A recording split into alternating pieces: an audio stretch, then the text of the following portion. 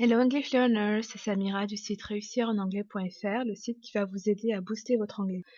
Si vous voulez améliorer votre anglais rapidement, je vous invite à télécharger mon guide gratuit qui va vous aider à corriger les 20 erreurs les plus fréquentes en anglais.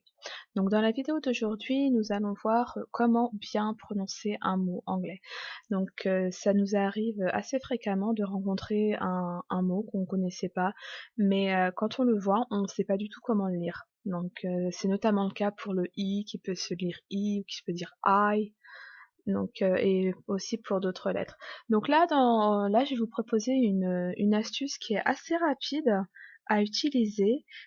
Ça va vous permettre de connaître la prononciation exacte du mot que vous recherchez. Cette astuce, c'est quoi? C'est un dictionnaire en ligne qui s'appelle wordreference.com. Donc on se rend sur cette page, on sélectionne bien la paire English-French, donc on va taper notre mot en anglais. Je vais prendre comme exemple le mot aux. Donc aux, c'est un canular, c'est un mot anglais qu'on utilise très fréquemment en français, mais est-ce que la prononciation anglaise est identique à la prononciation française? Donc en français on va dire un aux. Donc on va voir, on va vérifier si la prononciation est identique. Donc là je tape sur Entrée et j'ai la fiche du mot aux qui apparaît. Donc très rapidement, là on voit il y a un haut-parleur qui veut dire listen, et là on a UK, donc je vais y revenir tout de suite.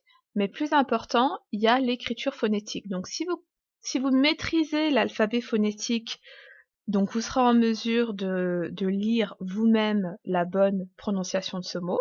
Mais si vous ne connaissez pas cet alphabet-là, c'est pas grave, il vous suffit d'appuyer sur le haut-parleur.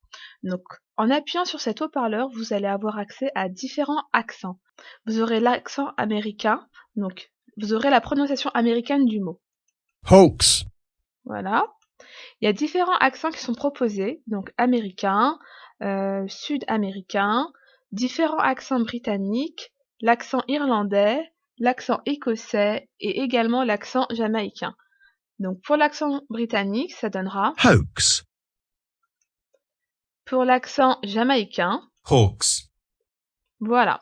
Donc là, on est vraiment loin de la prononciation française qui était hawks.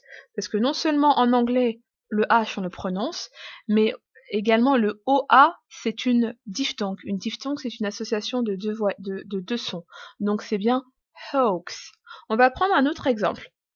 Donc le mot français catastrophe se dit également catastrophe en anglais.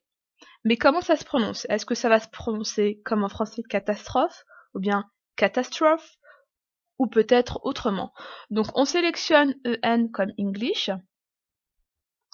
et là on a la fiche qui apparaît.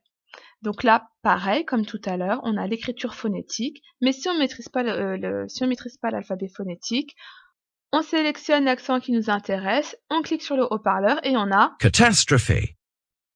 donc on va faire le test avec l'anglais américain. Catastrophe. Donc là, si vous voyez, le mot s'écrit peut-être comme en français, mais il se prononce pas du tout comme le français. C'est bien catastrophe.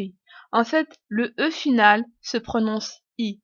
Donc c'est vraiment important de vérifier quand vous avez un doute quant à la prononciation d'un mot, surtout si c'est un mot nouveau ou bien un mot que vous avez peut-être déjà vu à l'écrit, mais que vous n'avez jamais entendu prononcer. N'hésitez pas à aller sur ce site-là, c'est très rapide, ça prend même pas 5 secondes et vous avez la bonne prononciation.